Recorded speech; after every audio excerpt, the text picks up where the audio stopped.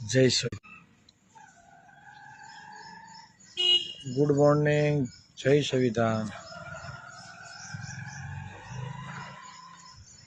સવારની પોરમાં લાઈવ થવા માટે એક મહત્વનું કારણ છે કે એક ન્યૂઝ જોયા તો તે બાબતે આપણે ચર્ચા કરી લઈએ। ધોરણ 12 પછી જે પણ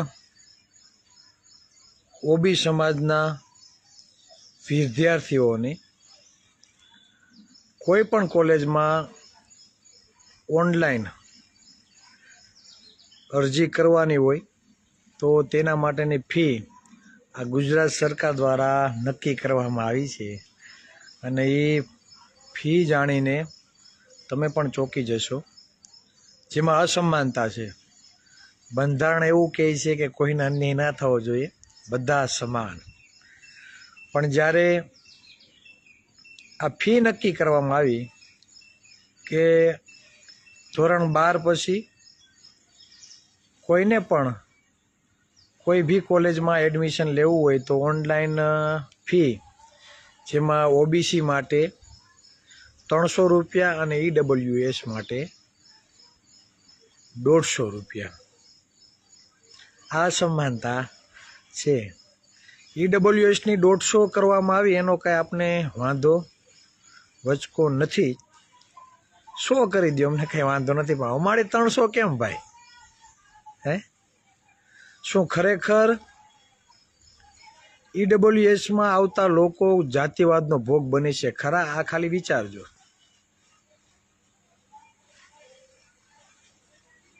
તો નહીં બનતા હોય, આર્થિક રીતે સદ્ધર નહીં હોય, પણ જાતિવાદનો ભોગ ખરેખર નહીં બનતા હોય, આ વિચારજો તમે।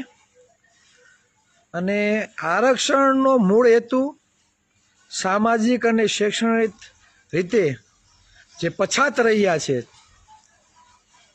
તે દૂર કરવા માટેનો છે। આપણે તો આઝાદીના 75-76 વર્ષ જેવું થઈ ગયું, હજી પછાતપણું દૂર થયું નથી। અને એમાં પણ નોકરી તો ખવાય છે, કોઈ બી નોકરી તમે જોઈ લ્યો। અને આંકડાઓ અમારા અમદાવાદથી પ્રોફેસર ડૉક્ટર પીસી રાઠોડ સાહેબ મૂકે જ છે, અમે પણ મૂકીએ છીએ કે 60% વસ્તી હોવા છતાં 70% લેખે ભરતી થતી નથી। એ બાબતે પણ ઓબીસી સમાજનો એક પણ આગેવાન સત્તા પક્ષનો બોલવા માટે તૈયાર નથી, વિરોધ પક્ષનો નેતા એટલો ખુલીને વિરોધમાં પણ આવતો નથી। આ વાસ્તવિકતા છે, એ સ્વીકારવી પડે। નોકરી તો ખવાય છે, હવે ફ્રીમાં પણ અન્યાય થઈ રહ્યો છે તો તેના માટે અવાજ કોણ ઉઠાવશે? ઓબીસી સમાજમાંથી આવતા ભાજપના ગુજરાત અધ્યક્ષ જગદીશ વિશ્વકર્માને કહેવા માગું કે ભાઈ, કાન આંખ આ બધું છે તો ખોરી ને। ગેનીબેન વિરુદ્ધ, મહિલા વિરુદ્ધ બણગા ફેંકવાનું બહુ તમને મજા આવે છે। આ ઓબી સમાજના વિદ્યાર્થીઓને જે અન્યાય થાય છે તેના વિશે પણ 2 શબ્દ બોલજો,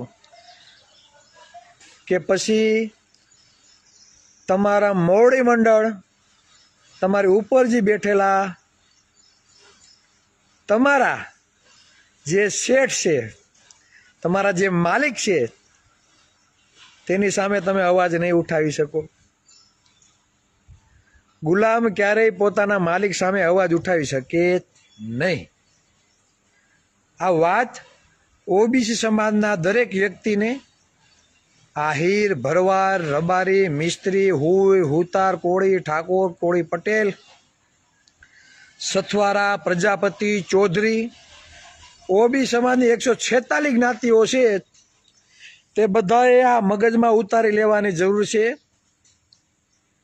કે ગુલામ ક્યારેય પોતાના માલિક સામે અવાજ ઉઠાવી શકે નહીં।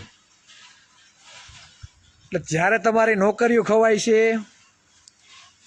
જ્યારે આ ફી બાબતે અન્યાય થાય છે, ઓબીસીનું કટઓફ ઊંચું જાય છે, આ એક પણ બાબતે આ ગુલામો ક્યારે અવાજ ઉઠાવી શકશે નહીં, કેમ કે એને પ્રોટોકોલ નડે, એની ટિકિટ કપાય, એને ખાતું સારું ના આપે, તેનું રાજકીય કારકિર્દી ખતમ કરી નાખે, તેણે જે પૈસા ભેગા કર્યા હોય ને 2 નંબરના, એમાં ભાજપ સરકારના અમુક લોકો મીટ નજર નાખીને બેઠા હોય કે ક્યારે આ પોતાના સમાજ માટે અવાજ ઉઠાવે ને આને ફિટ કરી દે, જેલમાં ધકેલી દે. આ રીતે બધાની પૂંછડી ડબ્બામાં દબાયેલી છે, એટલે કોઈ અવાજ ઉઠાવશે નહીં. પણ અમે તો આઝાદ છીએ અને આઝાદ રહેવાના છીએ. તમારાથી થાય એ ખીલા મારી લેજો, બાકી ઓબીસી સમાજ માટે હંમેશા અવાજ ઉઠાવશું ને ઉઠાવતા રહીશું. શરમ આવી જોઈએ, શરમ. સમાજના મત લઈ લઈને તમે બેઠા છો, અસંખ્ય નોકરીઓ ખવાય છે.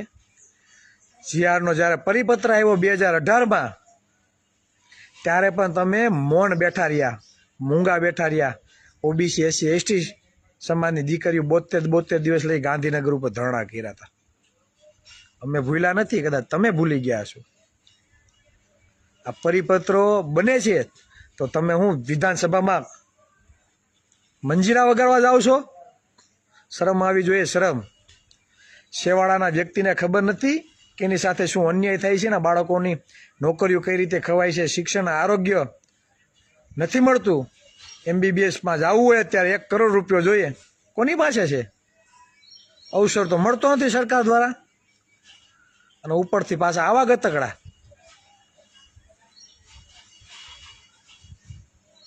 હજી કહું છું, જોઈ લેજો, જેટલી પણ મહાનગરપાલિકા, નગરપાલિકામાં સૌથી વધારે કબજો કોનો છે?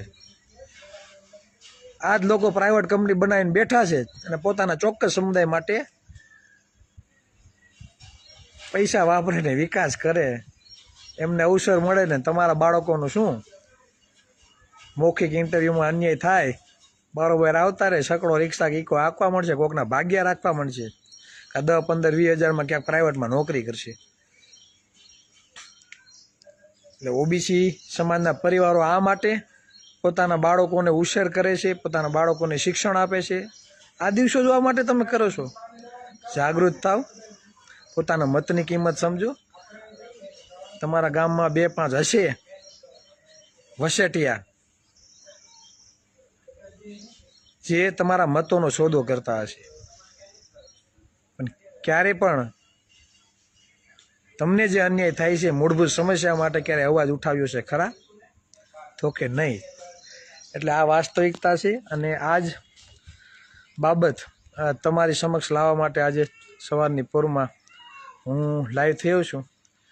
એટલે વાત સાચી લાગતી હોય તો અન્ય લોકો સુધી પહોંચાડજો, ખાસ કરીને જગદીશ વિશ્વકર્મા સુધી, બરાબર ને? કેમ કે એને બફાટ કરવાનો બહુ શોખ છે, એટલે જે બફાટ કર્યો છે તેના જવાબ સ્વરૂપે આ એક વિડીયો પણ તમે મોકલી આવજો.